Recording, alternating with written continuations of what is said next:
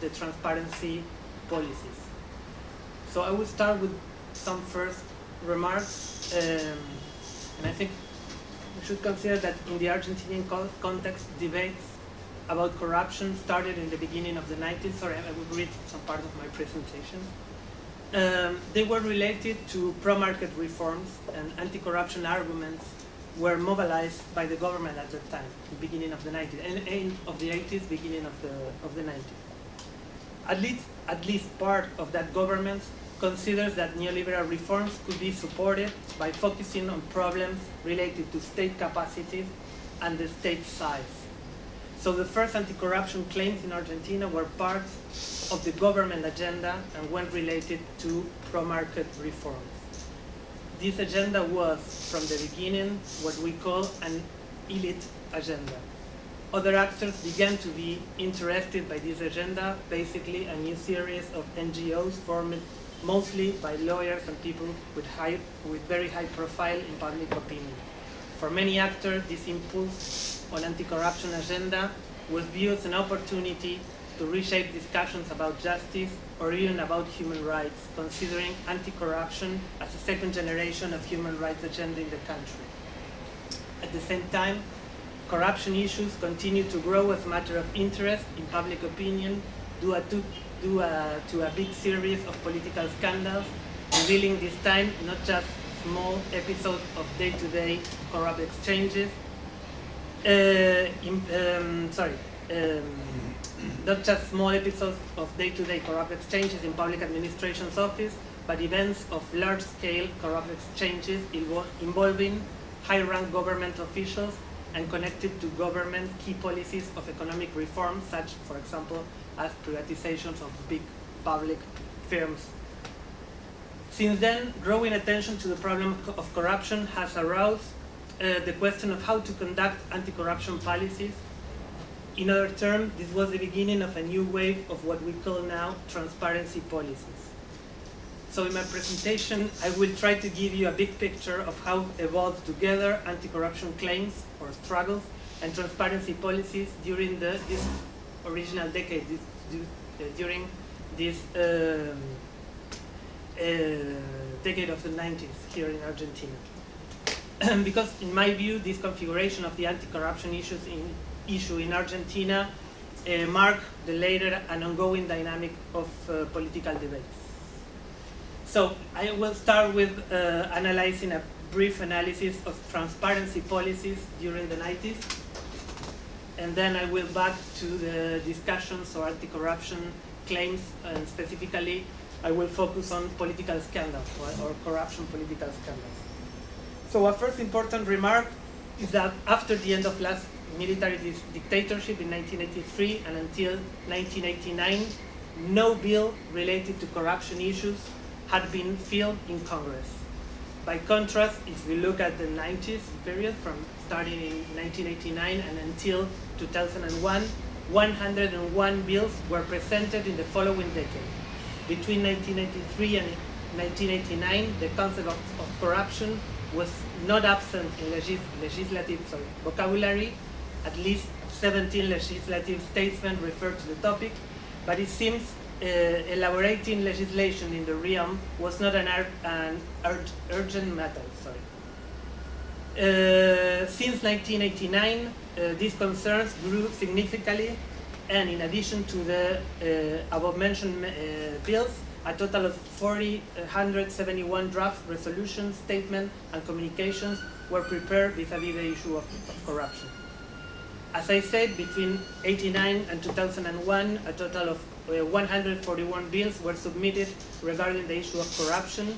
The figure shows the distribution of those drafts throughout the decade, and it marks the year in which the bill was originally presented, which does not mean that it was not submitted again and finally treated in subsequent years. In fact, more than 30% of the analyzed bills draft were filled again at least once after its original proposal.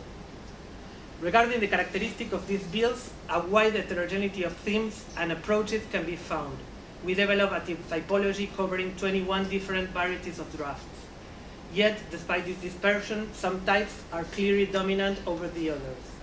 Amendments to the penal code, public ethics law, commissions, and affidavits are the most important ones. In terms of legislative output, punitive approach on corruption prevailed throughout the decade. On a regular basis, new bills sought to increase penalties for crimes against public administration, and juries came up with new categories and definitions in an attempt to fully capture those crimes. However, only 3.5% of all projects under analysis were completely enacted, while 12% were addressed and discussed, giving way to other draw law and norms.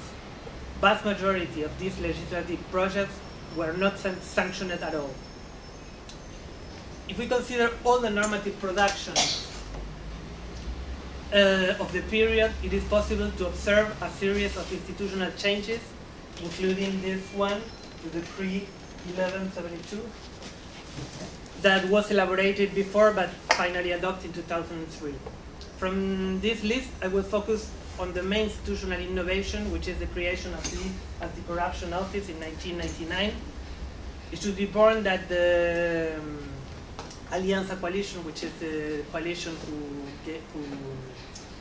win the elections in 1999, built its campaign on the idea of fighting corruption. The Anti-Corruption Office began its works, part of its work, investigating corruption cases. By the end of 2000, the office has received 1,076 cases, most of them against officials who had worked under the previous Menem administration. Even when the Anti-Corruption Office reinforced research processes, judicial results were actually quite minor. Besides, as soon as the office sought to move forward in the investigation of Alianza, the new government officials, it began to endure important political questioning. By 2003, only 3 years after being established, the Anti-Corruption Office has filed a total of 667 cases, and 127 officials and former public officials had been investigated for the suspected crimes, out of which 71 were indicted. However, only one case has reached trial, and the accused was exonerated. In spite of its major judicial results, the Anti-Corruption Office has succeeded in reinforcement a system of affidavits with compliance figures close to 95%. That's because the office creation responded to a line of action based on the efforts of corruption and transparency experts. Thus, legal punitive visions that fundamentally focus on an ex-post control of administrative acts yield the ground before more administrative and management-oriented perspectives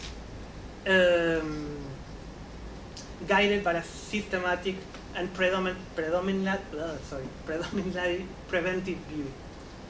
The office's original structure persists even after the Alianza administration suffered its most terrible crisis because of specific scandals related to bribery in the Senate, related to the treatment of labor law. It was kept as it was, without transformation. I mean, the Anti-Corruption Office, even including the crisis related to the development of the Alianza government, kept as it was, without transformation, even in the midst of the major cabinet changes, and even after the resignation of Vice President in 2000. What is more, it managed to survive the fall of the Alianza administration in 2001, December 2001. Not only did the Anti-Corruption Office survive the 2001 crisis and the collapse of the Alianza, I realize that I mentioned a few details about political history in Argentina, but I will leave it to further discussion, otherwise I will be here 4 hours. It also managed to maintain some sort of relative autonomy in terms of policy development and mostly avoid cutbacks on its work teams. At the same time, it should be underpinned that one of the two main pillars of anti-corruption policy, investigation, has kept its energy directed towards the reconstruction of cases against prior administrations, never towards the one in office. Without a doubt, this has been one of the office's biggest constraints and an explanation for its low profile. The Anti-Corruption Office was also able to design a package of policies that finally were implemented in 2003 through the decree that is mentioned there, at least part of these policies.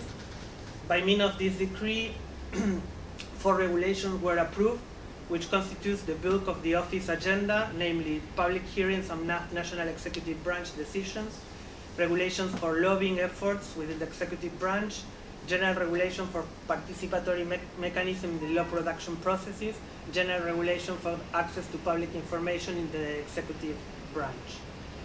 As we can see, institutional reforms were part of the landscape during the decade, but in that sense, transparency policy tend to find a place as a specific matter of legislation and also in the development of public policy. What happens if you look at the other side of the question, which is anti-corruption claims? I will focus in one part of the whole picture of anti-corruption claims. But if you look at that decade in the 90s, you can see that most of the discussion about political corruption was focused on what I call here political scandal. In this aspect, one major novelty during the 90s was the growing importance of political scandals. During that decade, corruption scandals became a recurrent phenomenon. This can be verified in the Argentinian case and also in other Latin American countries and also in many European countries. Corruption scandals were a novelty at the beginning of the 90s, at least for the case of Argentina. Scandals of national politics were the most prominent ones, those involving high-profile political leaders, but they weren't the only ones. Using the national press as a main source, it's possible to get access to a myriad of provincial or local level scandals also. If we look at the national press, scandal increased through the decade. Therefore, while the scandals occupied between 11 and 30 front pages in 1990 and 1991, by 2001, numbers point to 108 covers.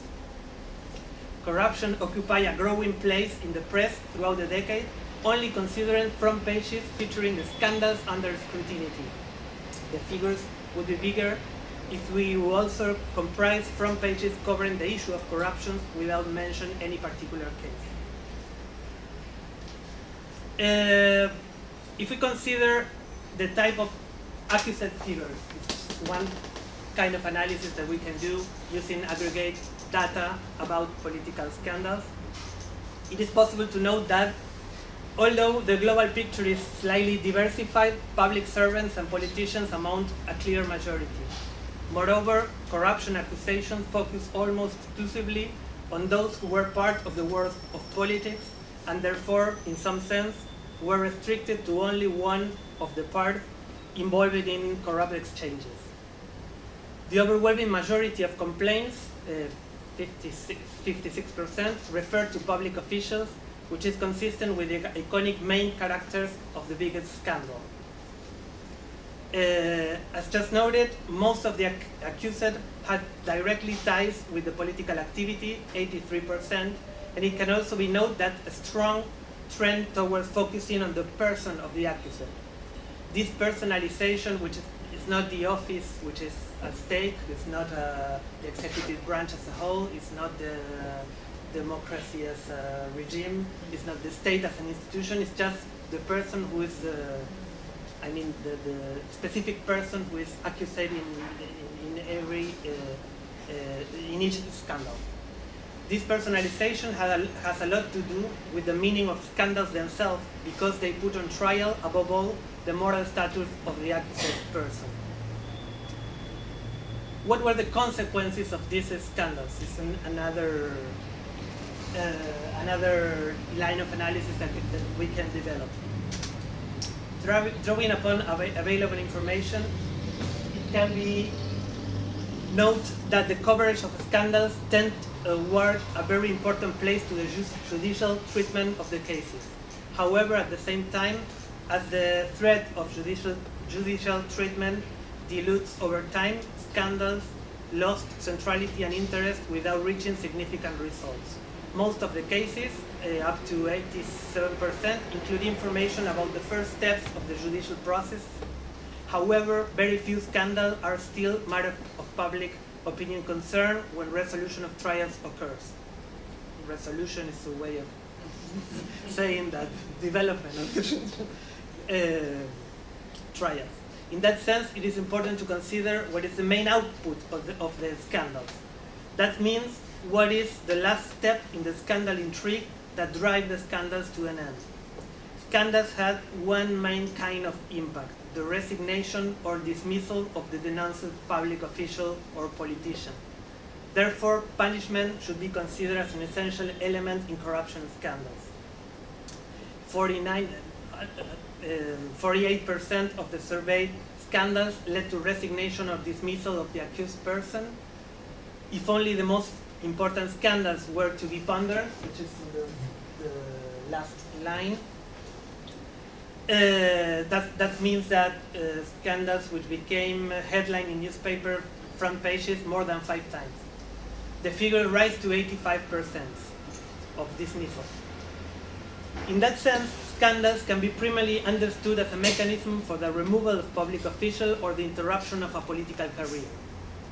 Finally, after consider transparency policies, the development of transparency policies, and some traits and some features of the political scandals, let's move to some preliminary conclusions. What's the picture of corruption debates and policies if we compare the main feature of the political scandals and transparency policies? In my view, throughout these entire processes, it is possible to see an important disconnection between the logic of the scandals and that of transparency policies. Scandals, as shown above, tend to focus on individual liability for corruption and to place the judicial treatment of the cases and the moral degradation of those involved at the center of the scene. The functioning of corrupt exchanges or the problem of collision between public interest and private interest also tends to fade behind that sort of emphasis on the participation of public officials or professional politicians in the scandals. Private sector participation on corrupt exchanges tends to be overestimated. Organizational cultures and mechanisms that result in bribery practices are not considered as part of the problem. Hence, the ties between politicians and politics and other social actors appears broken, weighing over their heads the responsibilities for the causes and consequences of the corruption problem. The state response to the proliferations of corrupt scandals was initially tied to that demand for a criminal treatment of these cases. During the 90s, most projects sought to increase or codify penalties for crimes against the public administration, and this growth coincides with the highest point of the discussion of the problem in public opinion. However, it could also be observed that this initial response also gave rise to the structuring of an agenda of transparency policies meant to deal with the issue.